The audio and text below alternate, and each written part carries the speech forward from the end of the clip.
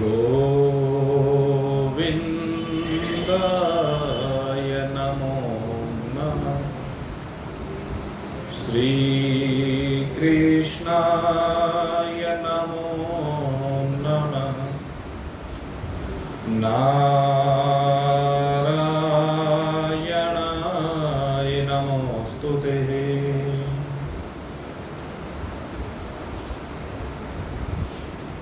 आज इस सत्संग भवन में भगवत चरणारविंदों में अपने हृदय को लगाकर उपस्थित जिज्ञासु, कल भगवान श्री कृष्ण के मुखारविंद से श्रवित उस दिव्य ज्ञान चर्चा का रसास्वादन आपने किया।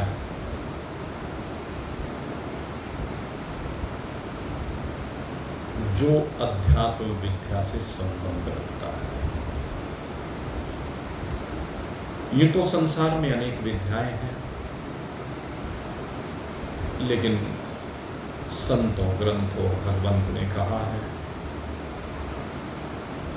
और ज्ञान सब ज्ञानड़ी ब्रह्म ज्ञान सुज्ञान। कहते और जितने भी संसार की विद्याएं हैं, संसार के ज्ञान हैं, वो सब ज्ञानडी कहा गया है। एक ब्रह्म ज्ञान ही वास्तव में ज्ञान कहलाता है, क्योंकि और जितने भी विद्याएं हैं वो संसार से संबंध रखने वाली है, संसार के उन पदार्थों का ज्ञान कराने वाली है जो सारे अनित्य हैं, विनाशी हैं। इसलिए उन विनाशी पदार्थों की विद्या को जान करके ठीक है, शरीर की यात्रा को कर लिया जाता है, लेकिन जब तक ब्रह्म ज्ञान प्राप्त नहीं होता है तब तक यात्रा तो पर्यवसान को प्राप्त नहीं होती, दौड़ता ही रहता है। ये जीव विभिन्न शरीरों को धारण करके दौड़ ही रहा है, निरंतर दौड़ता रहता है, दौड़ता रहता है, दौड़ता रहता है। और ये दौड़ उन विद्याओं से कभी खत्म होने वाली नहीं है। इसीलिए भगवान अध्यात्म विद्या वह विद्या है जिसके द्वारा आप अपने स्वरूप को प्राप्त करते हैं, भगवान को प्राप्त कर लेते हैं। और उसके लिए इसकी गहराई में जाकर के इस अविद्या को भी और विद्या को भी भली प्रकार से समझना पड़ेगा। या मैं दूसरे शब्दों में कहूं तो विद्या के द्वारा अविद्या को ही विशेष रूप से समझना। जिसने विद्या के द्वारा अविद्या को समझ लिया उसका मोह जनित समस्त अहंकार विनिष्ट हो गया, और जिसका अहंकार निवृत्त हो गया संसार में से, वही अहम में विराजमान हो गया, मैं तत्व में विराजमान हो गया, अहम ब्रह्मास्मि रूप से विराजमान हो गया। विद्या यही है कि आप अविद्या को दूर हटा दें। अविद्या के दूर हटते ही विद्या अपने आप ही प्रकट है, क्योंकि स्वयं प्रकाश है। अंधकार के हटते ही, जैसे आजकल का मौसम चल रहा है और सूर्य नारायण के आगे मेघ आ जाए तो अंधेरा हो जाता है। अभी आए और आकर कहने लगे आज तो बड़ा काला काला बादल आ रहा, अंधेरा हो गया। तो मेघ ने सूर्य को ढक लिया, लेकिन जैसे मेघ को आप आगे से हटा देंगे वैसे ही प्रकाश हो जाएगा। सूर्य तो पहले भी चमक रहा था, मेघ आया तो तब भी चमक रहा है, और जब मेघ हट जाएंगे तब भी चमकता ही रहेगा। उसका प्रकाश तो स्वयं सदा ही विराजमान है। इसीलिए परमात्मा का प्रकाश स्वयं प्रकाश है जो सदा ही विराजमान है। तो इसलिए कहा हटाना अविद्या रूपी मेघों को है। जब अविद्या रूपी मेघ हमारे जीवन से हट जाएंगे तो विद्या स्वतः ही रह जाएगी। तो इस अविद्या को हटाना, क्योंकि अविद्या ही राग परोसती है। अविद्या से आसक्ति का जन्म होता है, और यह आसक्ति जो इसका वास्तविक स्वरूप है जीव का, वो इसको ना समझा करके वो उल्टा समझा देती है। सत्य में असत्य दिखा देती है, असत्य में सत्य दिखा देती है। ज्ञान को अज्ञान रूप से दिखा देती है, अज्ञान को ज्ञान रूप से दिखा देती है। सुख को दुख रूप से दिखा देती है, दुख को सुख रूप से दिखा देती है। इस अविद्या की ये विशेषता है। अविद्या उल्टा करके दिखाती है, अविद्या की विशेषता यही है। तो इस अविद्या को विद्या के द्वारा निवृत्त करते ही केवल एक विद्या मात्र शेष रह जाती है, आपका स्वरूप मात्र रह जाता है, जिसको हम कहते हैं अहम ब्रह्मास्मि।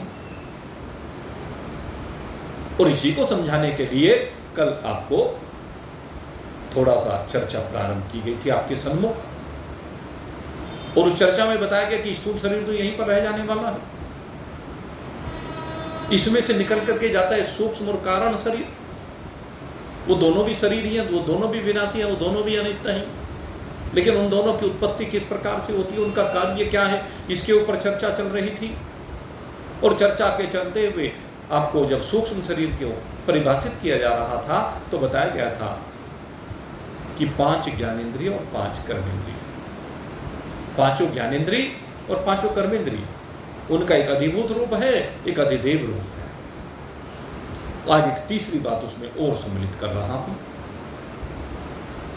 अधिभूत माने गोलक, अधिदेव माने वो शक्ति जिसे सुना जाता है, देखा जाता है, स्पर्श की अनुभूति होती है, जिससे रस लिया जाता है, गंध ली जाती है, स्पर्श किया जाता है, भूला जाता है, चला जाता है, ग्रहण त्याग की क्रियाएं होती हैं जिससे। तो इन सब के देवता कर्म बताए थे।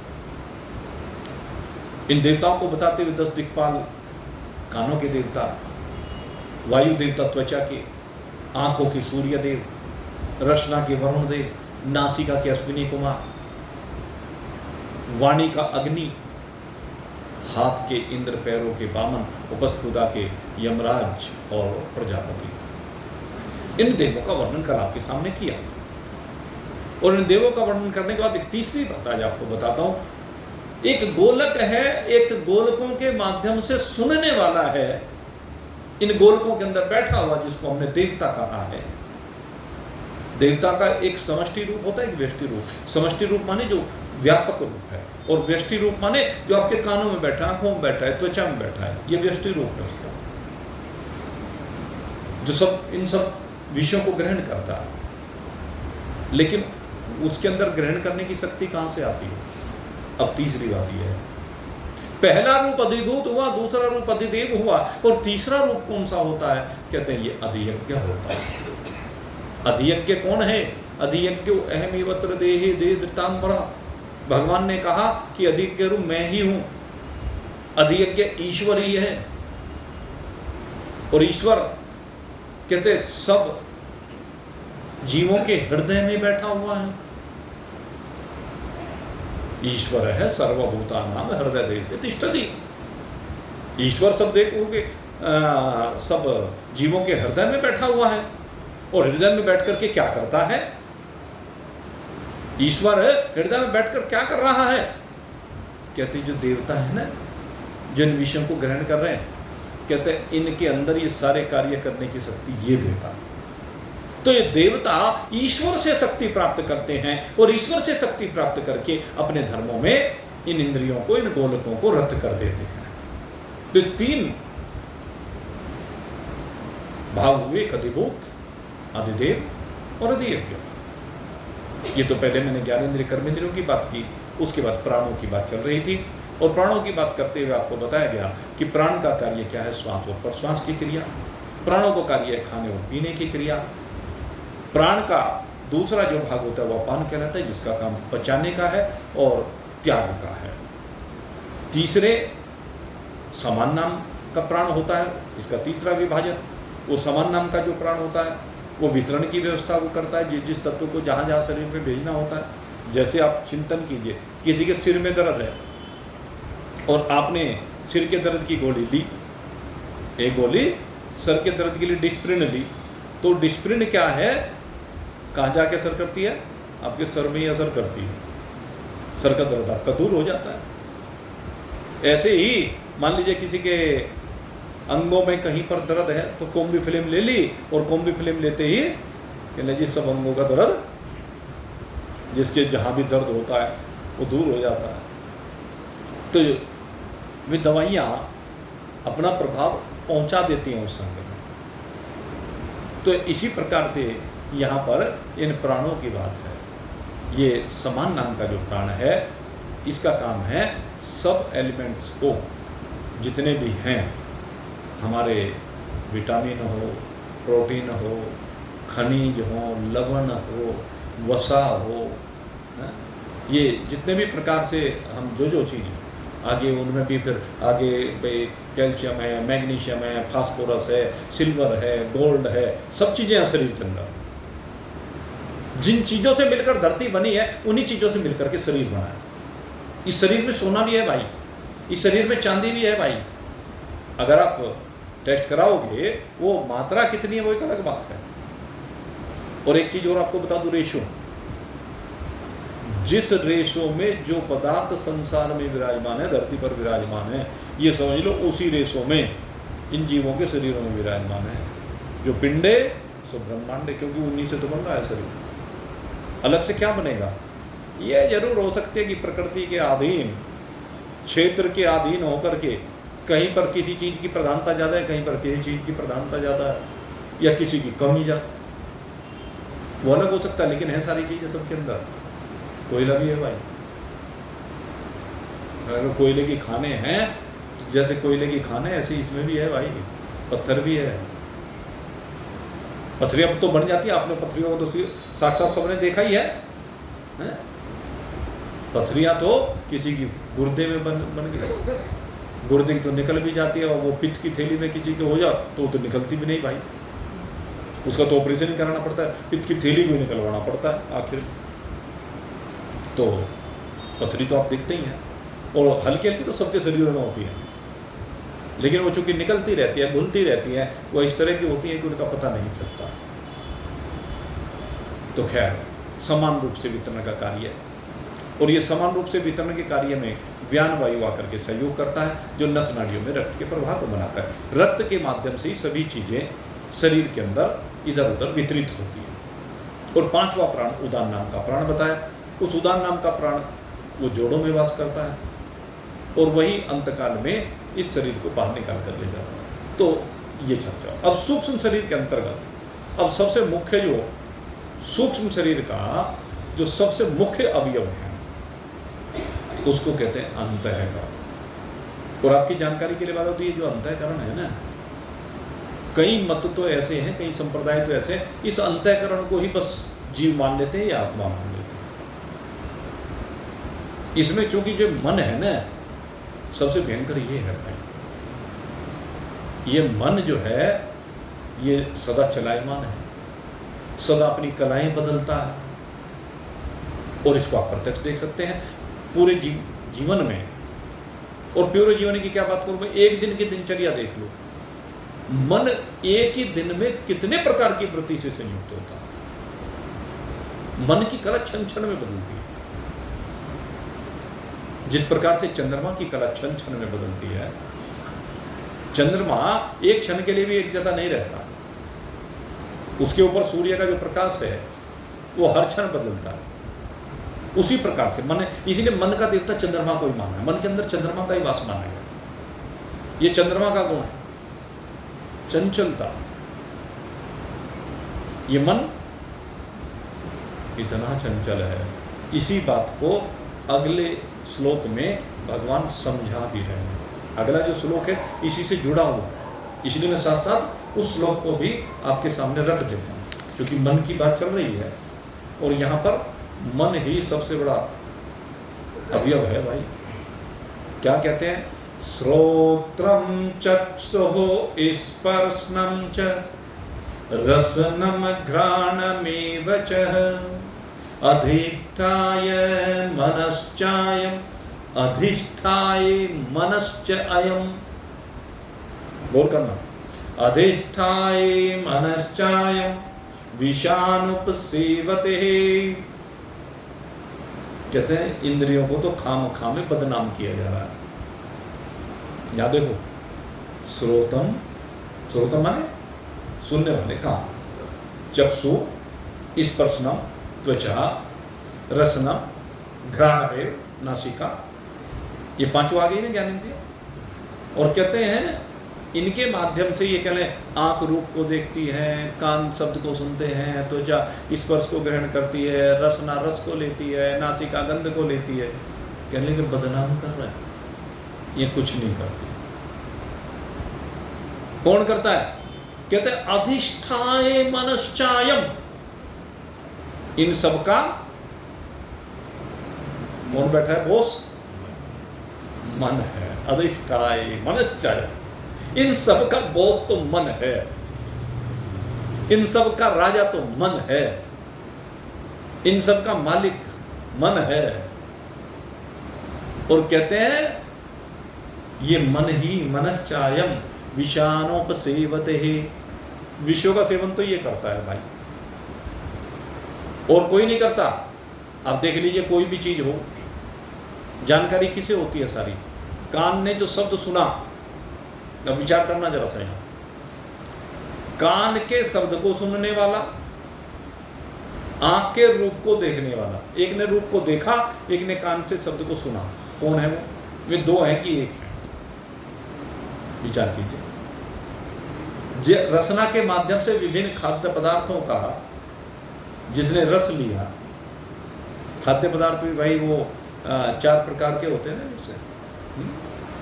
एक तो आपके चूसे जाते हैं, जैसा आजकल चल रहा है, चूस कर जिनको ग्रहण किया जाए उनको चौष्य कहते हैं। एक जिनको चाटा जाता है, चटनी आदि है। एक क्या नाम, निगला जाता है, एक चबाया जाता है, खाया जाता है। 4 प्रकार के अन्न, अन्नम चतुर्विधम, 4 प्रकार के अन्न इनको कहा गया है।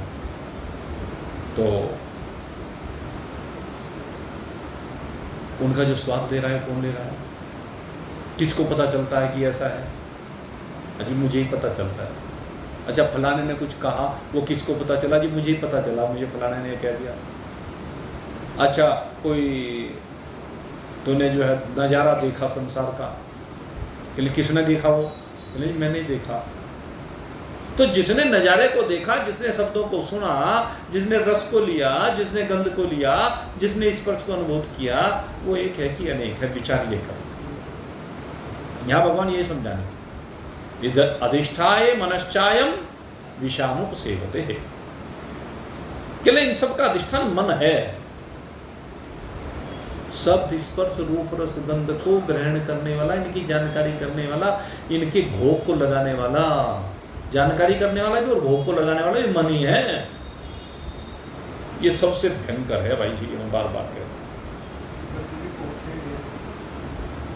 गति गरुड़ से भी ज्यादा तेज है भाई। सबसे ज्यादा तीव्र गति संसार में गरुड़ की कही जाती है, भगवान नारायण का जो वाहन है। लेकिन ये मन तो भाई गरुड़ से भी ज्यादा तीव्र गति से चलता है। एक क्षण में यहाँ, एक क्षण में स्वर्ग में पहुंच जाए, एक क्षण में वैकुंठ में पहुंच जाए, और एक क्षण में गर्त में पहुंच जाए। गर्त में भी एक क्षण में पहुंच जाता है ये, इसका भरोसा नहीं। कामी जिमे नारी प्रिय, लोभी प्रिय जिमे दान। गोस्वामी जी महाराज ने 2 उदाहरण यहां पर ये दिए, गर्त में ले जाने वाले दोनों। कहते हैं ये मन लोभ के अधीन होकर के इससे क्या पाप ना करा दे, धन के लिए क्या पाप ना करा दे, स्त्री के लिए क्या पाप ना करा दे। और पुण्य की बात भी यही है भाई इस मन की, है? ऐसे ही मोह निरंतर। दूसरी बात ये है असली तो, कहते निरंतरता मेरी बने। कैसी निरंतरता बने? कि मुझे भगवान प्रिय लगे। प्रिय लागे मोहे श्री राम, मुझे भगवान प्रिय लगे। तो जब भगवान प्रिय लगते हैं, भगवान से इसके तार जुड़ते हैं, तो क्षण मात्र में भगवान भी सामने आ जाता है। तो मन की गति बढ़ी रह जाए, भगवान को भी 1 मिनट में प्रकट करते और 1 मिनट में नरक में ले जाए, इसे 1 मिनट में वैकुंठ में ले जाए। इसलिए महान पुरुषों ने सदा कहा कि इस मन को एकाग्र करो, इस मन को संभालो, इस मन को रोको, इस मन के गुलाम न बनो। मन के गुलाम बन गए तो मन तुम्हें बस जलती आग में बहकाएगा भाई, सूलों पर लिटाएगा भाई, बता दूंगा। और अगर यदि आप मन के मालिक बन गए, अब दूसरी बात यह, आप मन के मालिक बन जाए। अगर आप मन के मालिक बन गए तो आपको वो दिव्य अनुभूतियां होंगी, वो सुख मिलेगा, कहते जिसके सामने संसार के सारे सुख छाया मात्र रहेगा। मन का ही कार्य, सारा मन का खेल है। तो मन को वश में करना, तो मन संकल्प विकल्पात्मक मन है, संकल्प और विकल्प करने वाला मन है। अच्छा, कोई भी एक संकल्प आया, उसके ऊपर विकल्प क्यों होते हैं? कभी विचार करके देखना। अगर संसार में आसक्ति ना हो तो विकल्प नहीं होंगे, आसक्ति है तो विकल्प होंगे। विकल्पों का जनक आपकी आसक्ति, आपका राग, लगाव, काम, क्रोध, मद, लोभ, मोह, ये है भाई सारा। और जिसके अंदर ये चीजें नहीं होती हैं, उसका मन एकाग्र हो जाता है, एकनिष्ठ हो जाता है। एकनिष्ठ होना बड़ा भयंकर कार्य है। और एकनिष्ठ होने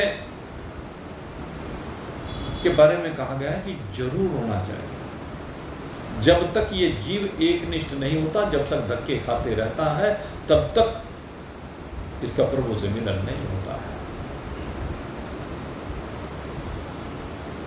क्योंकि इसके लिए जब कभी इधर दौड़े, कभी इधर दौड़े, कभी उधर, कभी उधर, अब कैसे बात बने? सती जब भगवान की परीक्षा करने के लिए गई और भगवान की परीक्षा लेने के बजाय उल्टी परीक्षा देनी पड़ गई, और जब परीक्षा देनी पड़ गई तो भागी। भगवान ने पूछा, भोलेनाथ कहाँ है? कहीं कारण विपिन फिरहु अकेली, इस वन में अकेली क्यों फिर रही हो? अब चोरी पकड़ी गई सीता जी का वेश धारण करके, तो भाग ले उल्टी। लेकिन जिधर भी भागे उधर ही राम जी। आखिर में क्या हुआ? नैन मूंद बैठी मगन, नैन बंद किए और वहीं रास्ते में बैठ गई। कहने बस अब मैं भाग दौड़ नहीं करूंगी। तो ठीक ही बात है, अगर भागदौड़ बंद कर दे ये मन, एक जगह पर बैठ जाए, तो वहीं पर सती की समझ में आ गया कि भगवान है। सती की समझ में यहां पर आ गया कि भगवान है, उससे पहले समझ में नहीं आया। क्योंकि यत्र तत्सत्वर जहां भी देखे वहीं भगवान दिखाई दे। तो भाई इस मन को एक जगह बैठा दो, और बैठने की जगह जहां स्थिर रूप से बैठा रहता है वो केवल भगवान। भगवान के अलावा दूसरी कोई जगह है ही नहीं जहां मन बैठ जाए। राम ही सुमेरी गानिए राम, राम ही सुमेरी गानिए राम, संतत सोनाई राम गुण ग्रामई। केवल राम का ही सुमरन करें, राम का ही गायन करें, राम का ही ध्यान करें, संतों के पास बैठकर के केवल राम जी की ही चर्चा को सुने। जब इस प्रकार से आप सुनेंगे तो आप राम जी को अपने अंदर धारण कर लेंगे, और जो राम जी को धारण कर लेता है उसका राम जी के प्रति ऐसा प्रेम बनता है, ऐसा ध्यान लगता है कि वो राम में ही समाधिस्थ हो जाता है। समाधिस्थ होने का मतलब उसकी बुद्धि राम में ही विचरण कर लेती, राम से अलग निकल ही नहीं पाती। इसी को समाधि कहते हैं। जब आपकी बुद्धि समरूप से एक परमात्मा में स्थिर हो जाए तो इसी को समाधि कहा जाता है। स्थित हो जाती है राम जी, ये करना है। तो ये मन को हमें समझाना है, मन को रोकना है, मन को एक ठिये पर बैठाना है। भाई भागदौड़ खत्म करो भाई, और फिर देखो आना। तो सूक्ष्म शरीर का ये जो मन है अवयव, ये सबसे भयंकर है। और बाकी तीन जो इसके अवयव हैं, एक बुद्धि है, एक चित्त है, एक अहंकार है। ये अंतःकरण के चार भाव हैं, मन बुद्धि चित्त अहंकार। ये सारे मन का ही एक्सटेंशन है,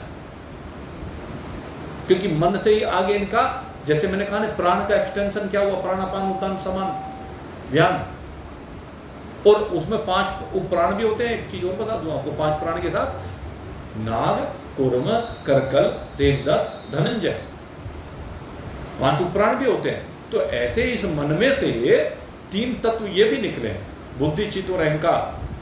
मन ही आगे बुद्धि का रूप धारण करता है, बुद्धि आगे जाकर के चित्त का रूप धारण करते हो, चित्त ही आगे अहंकार का, मैं का, बनेगा।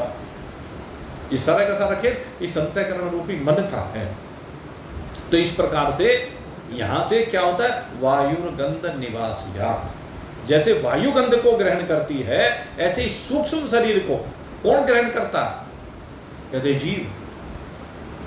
यहां से एक तो सूक्ष्म शरीर को ग्रहण करता है, दूसरे फिर का एक है कारण शरीर। और कारण शरीर किसे कहते हैं, जिस अविद्या की हम चर्चा कर रहे थे। प्रारंभ में जिस अविद्या की आज चर्चा प्रारंभ की गई थी, कारण शरीर उस अविद्या को कहते हैं। और यह अविद्या त्रिगुणात्मक होती है। अविद्या माने स्वभाव, अविद्या माने प्रकृति, अविद्या माने 3 गुण। और ये कैसे होते हैं, कहते हैं गुण दर्पण के समान होते हैं। इन दर्पण में ही परमात्मा का जो प्रतिबिंब पड़ता है उसको चिदाभास कहते हैं। इस अविद्या या प्रकृति या त्रिगुणात्मक प्रकृति, जो भी आप कहें, जिसकी जैसी भी प्रकृति है, जैसा उजला गुण का खेल है वैसे प्रतिबिंब है भाई। जितनी ज्यादा सात्विक वृत्ति है उतनी निर्मलता उसमें दिखाई देती है। जितनी राजसी वृत्ति है, अगर रजोगुण की अधिकता है तो राजसी वृत्ति है, राजसी वृत्ति में भोग दिखाई देते हैं, और तामसी वृत्ति है तो विनाश दिखाई देता है। तामसी वृत्ति तो अज्ञान ही है। तो जैसा वो उजले से गंदगी की ओर ये चलता चला जाता है, जब सतोगुण से तमोगुण की ओर जाता है, जितना गंदा है वैसे प्रतिबिंब गंदा दिखने लगता है, जितना उजला है वैसे प्रतिबिंब भी उजला दिखने लगता है। और जब बिल्कुल उज्ज्वल होता है तो ईश्वर रूप होता है, जब बिल्कुल शुद्ध सतोगुण होता है तो ईश्वर होता है, और जब मलिन सतोगुण होता है तो जीव होता है, और जब बिल्कुल काला होता है तो फिर तो ये जड़ भूत होते हैं। तम प्रधान प्रकृति, जड़ भूत, जो न अपने को जाने न दूसरे को जाने, वो जड़ है। और जो अपने को भी जानता है और दूसरे को भी जानता है वही ज्ञानी है, वह चैतन्य है, वो चिन्मय है। जो खुद को भी जानता है और दूसरे को भी जानता है, और किस रूप में जानता है, केवल एक रूप में जानता है। और वही एक रूपता क्या है, अहम ब्रह्मास्मि, अहम ब्रह्मास्मि, अहम ब्रह्मास्मि, ये है। इसको एक रूपता कहते हैं। तो मेरे मित्रों, ये जो 3 गुण हैं, इनमें परमात्मा का पढ़ने वाला जो प्रतिबिंब है वो चिदाभास है। और ये जो चिदाभास है, सत्ता सबको परमात्मा की मिल रही है। यहाँ पर गुण भी है, यहाँ पर परमात्मा का प्रतिबिंब भी है, और परमात्मा भी है। क्योंकि धरातल तो परमात्मा ही है। परमात्मा रूपी धरातल पर ही सारा खेल चल रहा है। अगर परमात्मा रूपी धरातल नहीं है तो खेल कुछ भी नहीं, खेल परमात्मा रूपी धरातल पर है। तो इन तीनों को मिला करके ही जीवात्मा कहलाता है। और ये जो चिदाभास है यही जीव कहलाता है। ये चिदाभास यही जीव है, और ये इन गुणों को लेकर के चलता है। इन गुणों से इसका स्वभाव बनता है। गुण का मतलब ही स्वभाव है। गुण जो प्रकृति के गुण हैं, प्रकृति माने स्वभाव। तो जैसा जैसा स्वभाव ये पहले लेकर के आता है, उस स्वभाव में यहां कुछ मिलाता है। अब वो कैसा मिलाता है वो उसके ऊपर, संग के ऊपर डिपेंड करता है। जैसा जैसा संग यहां पर करता चला जाता है, वैसे वैसे इसका वायुर गंध निवास, या वायु में जैसी जैसी गंध मिलती चली जाती है वैसी वैसी वायु प्रतीत होने लगती है। ऐसे ये जीवात्मा जैसा कुछ लेकर आया था और उसमें यहाँ से जैसी गंध को ग्रहण किया, जैसे यहाँ पर संस्कारों को ग्रहण किया, वो इसमें जुड़ गए और यही संस्कार जुड़ करके अगले शरीर में चले गए। अगर अच्छे लोगों का संग किया, बागीचे का संग किया, उपवन का वाटिका का संग किया, खुशबूदार पुष्पों का संग किया तो सुगंधित हो जाता है, और गंदगी का कीचड़ का संग किया तो दुर्गंधित हो जाता है। ये है एडिशन ऑफ सब्सटेंस।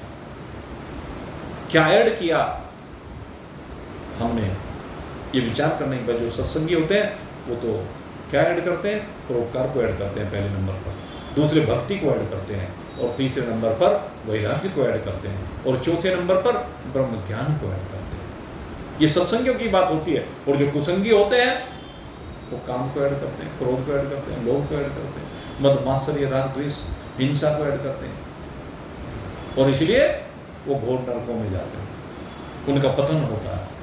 रो रो कुंभिपाक आदि नरकों में जाकर के असह्य कष्ट उनको झेलने पड़ते हैं। तो मेरे मित्रों, ये है जोड़ना और घटाना।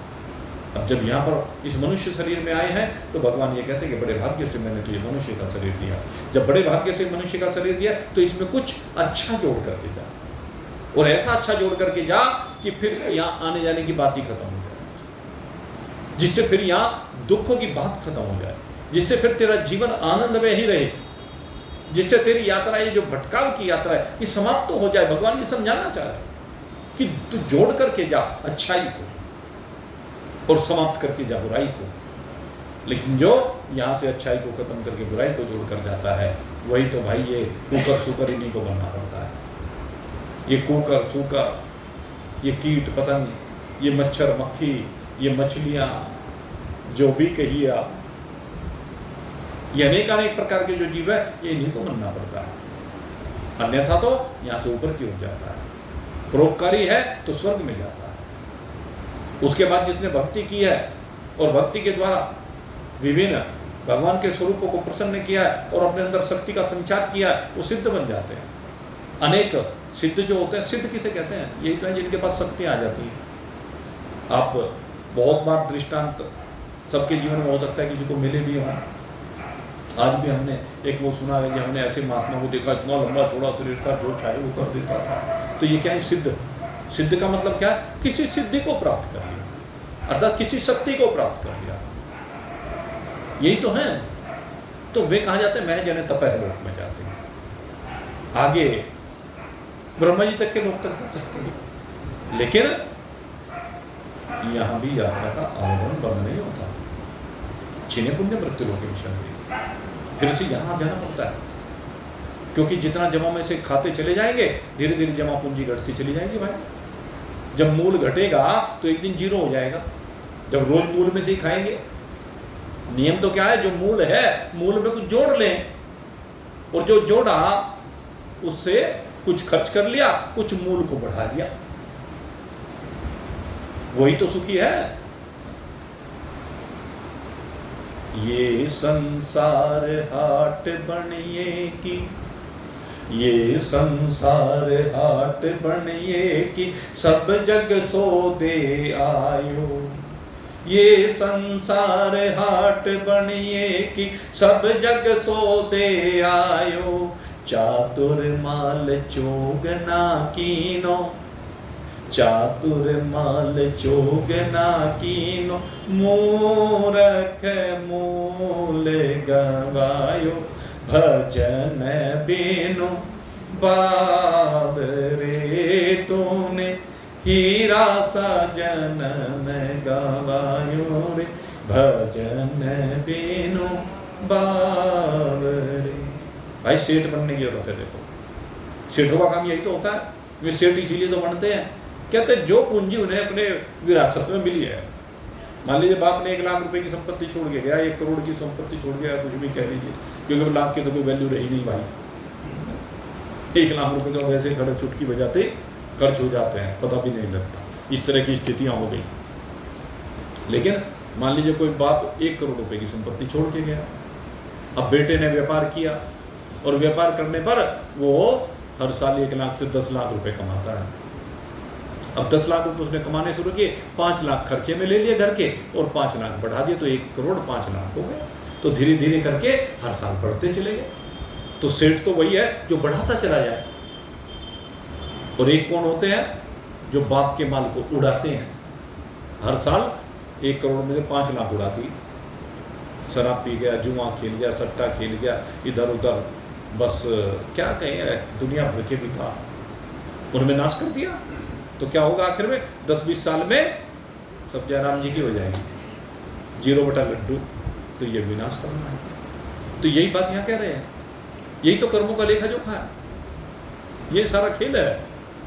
यहाँ से वायुर्गंध निवासियात, जैसे वायु सुगंधी को लेकर जाता है तो वो बढ़ाना है, और वायु दुर्गंधी को लेकर जाता है तो घटाना है। तो जीवात्मा यहाँ से जो लेकर जाता है, ये खेल आज आपके सामने आप पूरा कर दिया है। ये बात आपको खूब अच्छी तरह खोलकर समझा दी है। अब आगे की बात है, फिर आगे जो भगवान कह रहे हैं वो उत्क्रामंतम, आगे उत्क्रमण की बात कर रहे हैं। तो उत्क्राम वो क्या होगा, वो चर्चा में कर दूंगा। आज थोड़ा सा मेरे को अभी एक कार्यक्रम में जाना है, इसलिए मैंने सत्संग भी पहले ही प्रारंभ कर दिया है थोड़ा सा, तो जिससे कि प्रसाद तो पूरा मिल जाए। तो आज का प्रसाद इतना ही आप लोग स्वीकार करें। कल फिर सेवा में उपस्थित होंगे, तब तक के लिए भाई जय राम। बोलिए सच्चिदानंद।